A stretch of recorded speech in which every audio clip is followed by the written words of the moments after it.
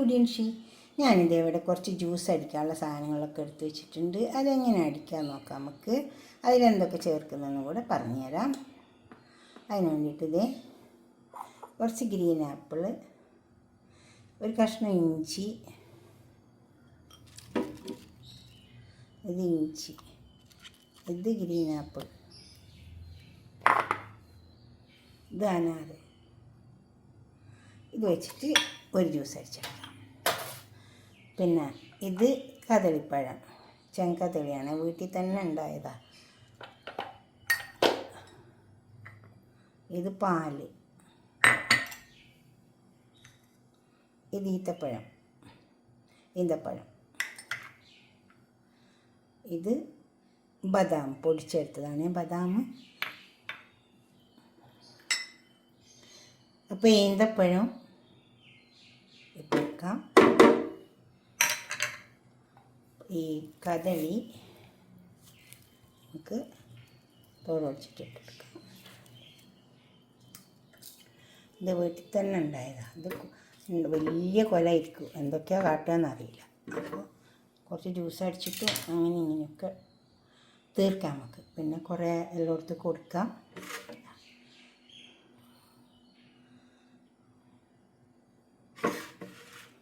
ഇതിലേക്ക് ഈ ബദാം ഞാൻ പൊടിച്ചെടുത്തതാണ്. പാലൊഴിച്ചെടുക്കാം.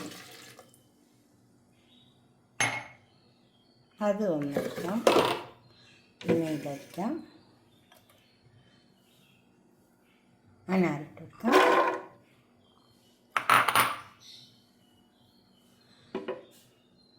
ആപ്പിൾ, ഇഞ്ചി, ഇത് വെള്ളം ചേർത്തിട്ട് വെള്ളം ചേർത്തെടുക്കാം.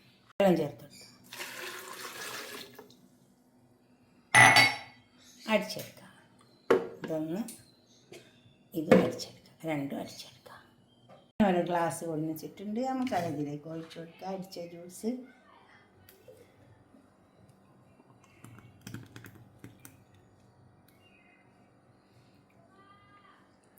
ഇതിലേക്ക് കുറച്ച് ഷിയാ സീഡ് ഞാൻ വെള്ളത്തിലിട്ട് കുതിർത്തി എടുത്തിട്ടുണ്ട്. അത് ഒഴിച്ചു കൊടുക്കാം.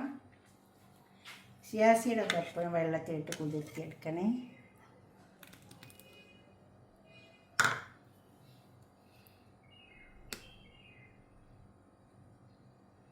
ഇത് മധുരം ഉണ്ടാവും. മധുരത്തിന്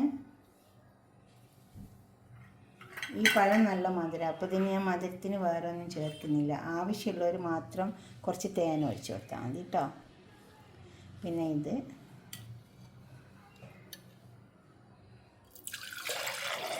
നല്ലൊരു ജ്യൂസാട്ടോ. ഇത് നമ്മളെ ഫാറ്റൊക്കെ നീക്കും എന്നൊക്കെ പറയുന്നുണ്ട്.